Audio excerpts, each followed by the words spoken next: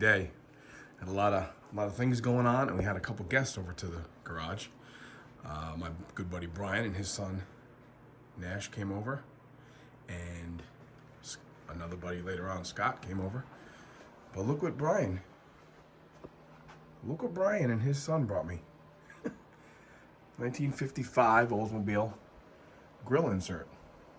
Found this at a swap meet, and as the story goes, they were throwing it in the garbage. So he came over here yesterday and thought this would be a great addition to either the garage theme or maybe out back at the bar. I agree. Not quite sure where we're putting it yet, but we're gonna put it. Pretty cool, huh?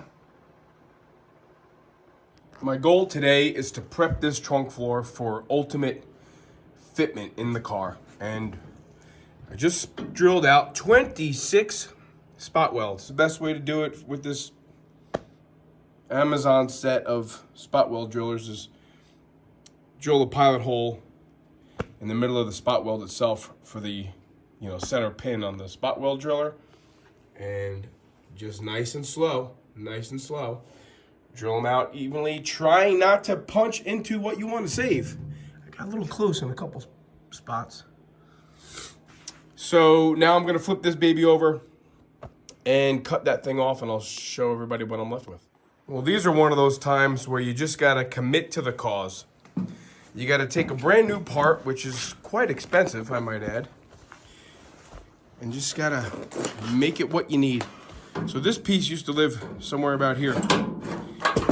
It doesn't anymore. This is a complete trunk pan GMA body. Obviously, I know that this lip here has to come off, but I really felt like it was easier to get this big bulk of stuff out of here. Now I can more precisely cut that, and hopefully that piece lays on the chamfered lip that is in the cutlass.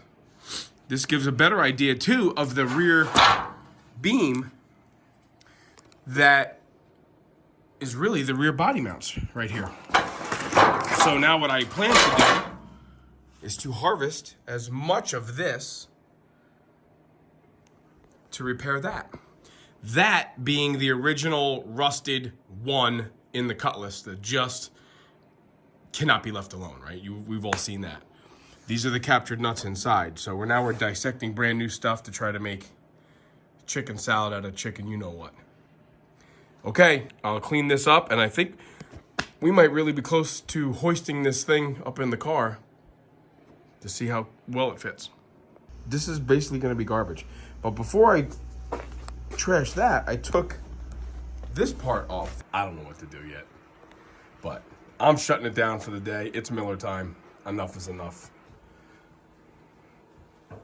Happy Sunday. The good news is I don't think I need to use this. The good news is Joe seems to think he has sourced the part, and we're gonna get this cross rail new. Now this makes me happy. This makes me happy because we ordered a part. It came in early. We didn't even expect it today. Today's Sunday. FedEx came and dropped this thing off. This is the rear cross rail, and this is what goes behind the back bumper.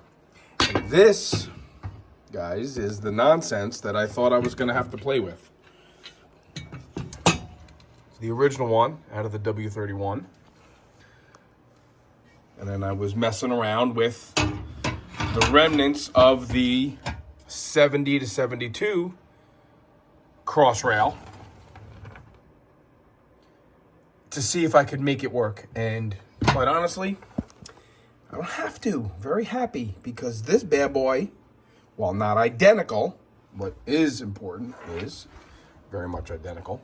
This is gonna save me so much time.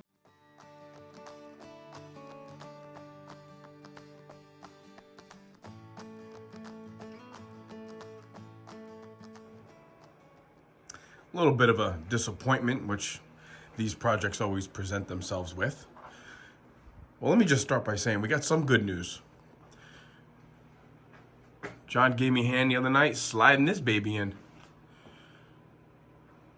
So it's in, the trunk floor is in, but it's only tacked in with a couple screws. You know, the trunk drop downs, this is where the disappointment comes in. The trunk drop downs, they were shipped to Georgia. They weren't shipped here to New York. Doesn't matter. They're not here. So that's a bummer because I was going to spend the day kind of getting them mocked up and maybe getting this floor in place for good. So that sets things back a bit there. But I guess what I can do is clean up in here a bit.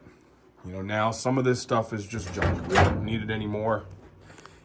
Do some more vacuuming. I mean, every time I rattle this car around, I get pieces of glass, and surprisingly enough, rust falls down from here. So maybe what I'll do later is just start cutting some of this roof support stuff out of the way. It's not doing us any good. And maybe get my head around getting a better visual here. I think optically that roof support coming down at an angle, it's just bugging me because it makes things look actually, to me, more crooked than they really are. So I want to maybe clean that up. You know, just because the parts you're waiting for don't show up doesn't mean you can't get something done. So that's what I'm going to do here today. Do a little bit of housekeeping. Maybe I'll do some measurements for the hole, for the shifter and the tunnel. Always stuff to do. All right, just shift gears a little bit and maintain forward progress. All right, here's what I chose to do. Right or wrong, it's what I chose. These cutouts here are the high ribs that went towards the inside of the trunk on the original car. And they did not correspond with 4 of these ribs of the new floor. Some of these did perfectly, and some didn't. So what I chose to do, again, I don't know that I'm gonna be happy with this decision later on in life, but I did it. So now I can at least get, I'd like to get this original portion of the trunk pan sandwiched between the new trunk pan and the new cross rail. So now I have things lining up much better. And here we have the offset. The new trunk floor rib, the old trunk floor rib. And I'm not convinced that I'm not gonna take this strip and just chase it down a little bit more. You know, do some welding here to get, I don't know. I might do something like that. What I'm gonna do now, this cut, obviously, that was way too high. That was a mistake. So I might be forcing issues here a little bit, and I'm paying the price just a tad. But so what I'm gonna do is just take these screws out that I have holding the trunk floor in, and I'm gonna drill holes in the new cross rail. Put the cross rail in there, holding it all together. And then I realized that, man, this is the time to fix this, isn't it? Why wouldn't I fix all this, make this piece of metal before I have the new cross rail in, so that this new piece of metal can include this tab? You know, separate the spot welds here. This is the box underneath the taillight. And on both sides, it's significantly compromised. So while I want to put the cross rail in and I want to just keep maintaining forward progress, I'm not so much worried about that rot hole once I clean out the rust there, because I have voids there anyway. You know, just give myself more work. Why wouldn't I? Time to fix this. So I am though gonna reward myself with the aesthetics of the new cross rail in place. Then I'll contemplate how I'm gonna make this. Contemplate, I know what I'm doing. I'm cutting that out and I'm making a piece of metal to fit it. No contemplation involved. Just not feeling the mojo here as much as I thought I would today. All because I wanna save the OLDS on this thing. Ay, Steve-O. Okay. That's what I'm doing. Let me get this thing in here and then we'll play around with maybe some sheet metal to get these patches underneath the taillights fixed.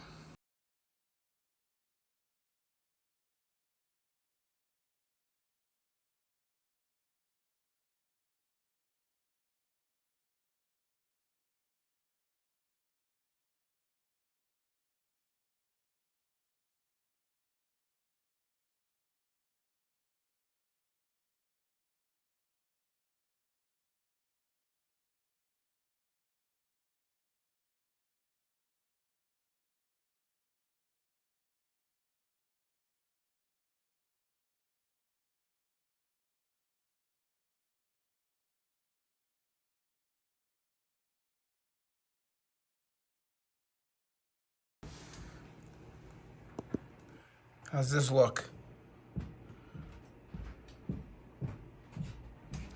This is the new cross rail. So in theory, guys, everywhere this car bolts to a frame is rust-free and solid. My center lines, my measurements, my dotted lines, everything lines up here. I'm not welded it in. Yeah, mistake, misfire, loser. Yeah. Okay, this is pretty cool. And now it's, like I said a moment ago, it's painfully obvious. Celebration's over. Get back to reality. Okay. Who doesn't like this look? Let's just look at this a minute. Who doesn't like that? I like it. Looks great, man. Looks really good. No more rot. No more rot. All right. Let me regroup here. Let me clear my brain and start coming up with my practical plan to make those two pieces of metal.